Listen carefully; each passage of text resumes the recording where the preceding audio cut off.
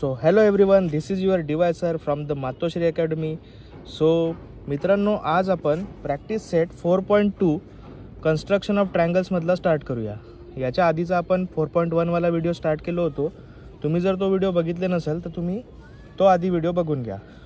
बघा, practice set 4.1 मध्ये first टाईपचे एक्झाम्पल्स होते कन्स्ट्रक्शन ऑफ ट्रायंगलचे. आता जे आहे आपले सेकंड टाईप ऑफ एक्झाम्पल आहे. सो बघा आता ते आपण कसे सॉल्व करू.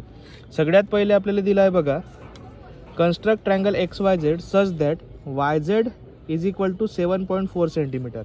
याच्या आधीचा जो प्रॅक्टिस सेट आहे त्याच्यामध्ये XY प्लस XZ म्हणजे प्लसवाले एक्झाम्पल्स होते. आता जे आपले मायनसवाले एक्झाम्पल्स आहे.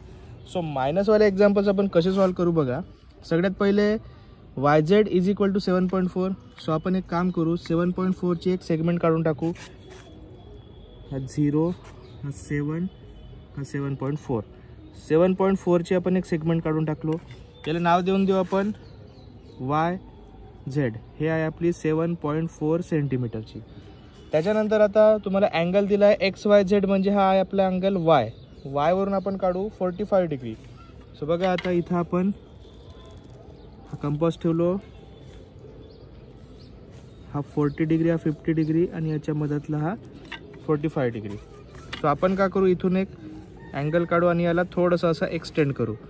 याचं आपल्याला काम येणार आहे. आता बघा, त्याच्यानंतर आता आपण काय करू, इथं आपल्याला आता मायनस दिला आहे XY minus XZ is equal to 2.7. So आपण काय करू, आता 2.7चा स्केलमध्ये मेजरमेंट घेऊ. हा 3, हा 2.7,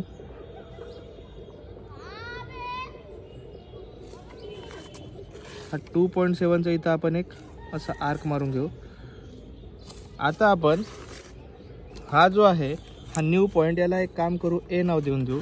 आता या ए पॉईंटला ना झेड पॉईंटला आपण जॉईन करून टाकू. ए आणि झेड आपण जॉईन केलो. त्याच्यानंतर आता हा जो AZ आहे याचा आपल्याला परपेंडिक्युलर बायसेक्टर काढायचा आहे. तुम्हाला माहित आहे परपेंडिक्युलर बायसेक्टर कसा काढायचा. अर्ध्यापेक्षा मोर दॅन हाफ, अर्ध्यापेक्षा जास्त डिस्टन्स घ्यायचा. एक आर्क आपण इकडे मारू, एक आर्क आपण या साईडला मारू. तसंच ए पॉईंटवरून घेऊ आपण एक आर्क या साईडला, एक आर्क या साईडला. हे जे दोन पॉईंट इथे इंटरसेक्ट होत आहे तिथून आपण एक स्ट्रेट लाईन काढू. बघा आता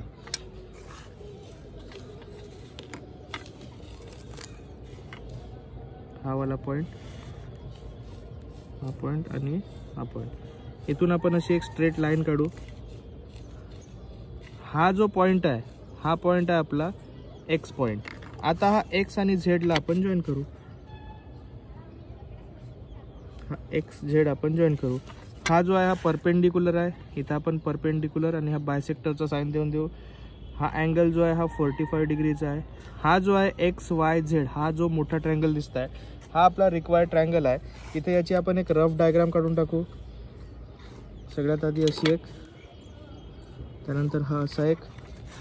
रफ डायग्राममध्ये मेजरमेंट घेणं आवश्यक नाही आहे, पण त्याच्यासारखी थोडासा शेप दिसणं आवश्यक आहे. हा XYZ हा 45 डिग्री, हा आपला 7.4 सेंटीमीटर.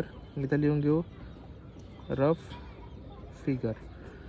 हा झाला आपला फर्स्ट क्वेश्चन कंप्लीट. यानंतर आता आपण सेकंड क्वेश्चन बघू. सेम क्वेश्चन आहे, काहीच फरक नाही, फक्त अँगल्स आणि थोडा नावं चेंजेस आहे. बघा, सगळ्यात पहिले तुम्हाला दिला आहे QR 6.5 सेंटीमीटर मायनस आहे. आत्तासारखा सेम क्वेश्चन आहे. पहिले आपण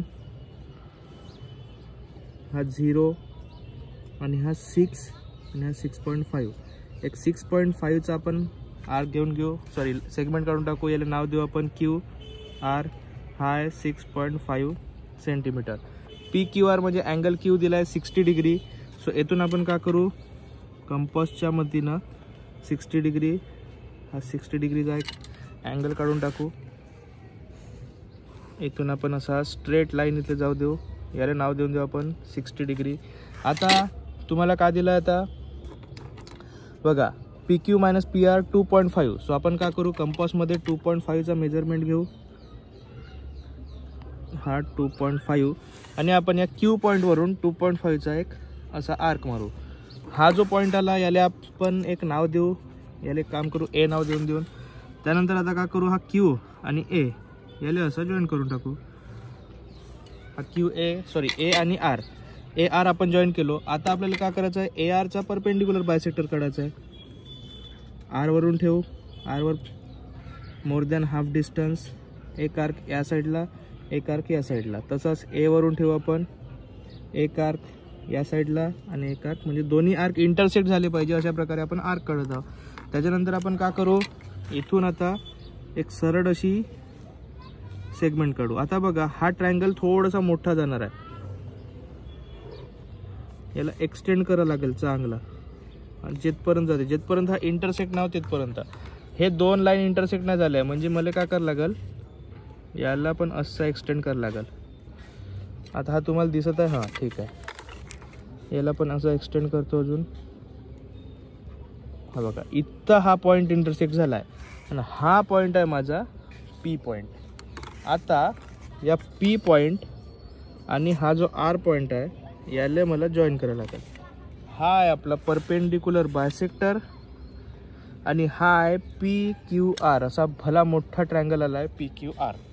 आता याची एक रफ डायग्राम काढून टाकू.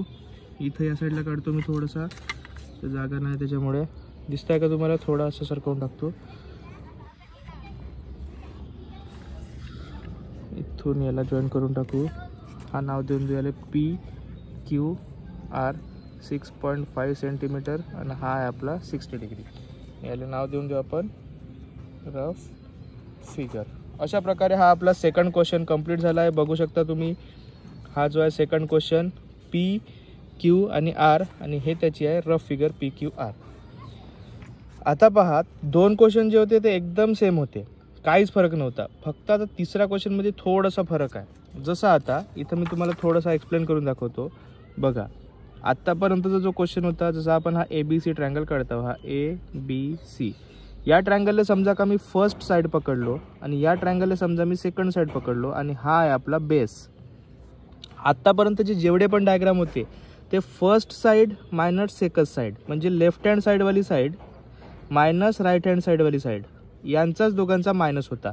पण आत्ताचा जो क्वेश्चन आहे इथं बघा काय, ए सी मायनस ए बी म्हणजे second side minus first side, म्हणजे काय R H S minus L H S. तर अशा प्रकारची जेव्हा कंडिशन येते, तुम्हाला क्वेश्चन सोडवताना पहिले बघायला लागेल थोडंसं चांगला या क्वेश्चनकडे, की left hand side minus right hand side आहे का मग right hand side minus left hand side आहे. जर left hand side minus right hand side असेल ॲज इट इज, तर याच्या पहिले जे क्वेश्चन केलं तसं करायला लागेल. पण समजा का right hand side minus left hand साईडवाला क्वेश्चन आहे, तर मग थोडासा याच्यामध्ये चेंजेस करायला लागेल आणि तो चेंजेस कोणता तोच आपण आता पाहणार आहोत. बघा आता पहिली स्टेप सेम आहे, B C is equal to 6 centimetre. या डायग्रामला मी थोडीशी इथं काढतो, बी सी हा आणि हा 6 सेंटीमीटर इथं मी काढून टाकतो.